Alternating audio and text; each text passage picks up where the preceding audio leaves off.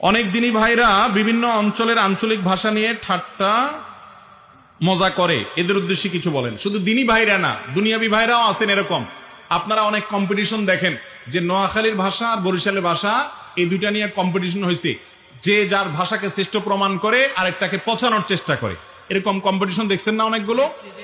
এই কম্পিটিশন গুলো ইসলামী শরিয়ার দৃষ্টিকোণ থেকে কোনো ভালো কম্পিটিশন না। এগুলোতে মানুষের মধ্যে আঞ্চলিকতা, আঞ্চলিক যে সাম্প্রদায়িকতা সেটা তৈরি হয়, এবং এগুলোর ফলে মানুষের মধ্যে পারস্পরিক বিরোধ বাড়ে এবং সম্পর্কের অবনতি হয়।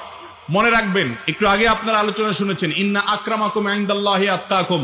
আল্লাহর কাছে নোয়াখালীর লোকেরও সম্মান মর্যাদা নাই, আপনার বরিশালের লোকেরও মর্যাদা নাই।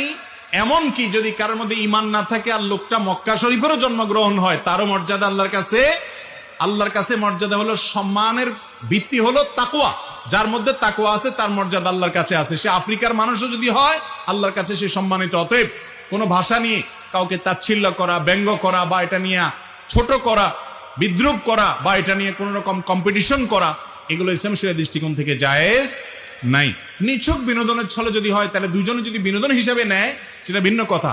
তারপরে এটাকে আনুষ্ঠানিকতার রূপ দিলে সেখান থেকে আঞ্চলিক সাম্প্রদায়িকতার মনোভাব মানুষের মধ্যে এমনিই আছে, আরো তৈরি হয়, আরো নানাবিধ ক্ষতিকর দিক আছে, এজন্য এটা জায়েজ নাই।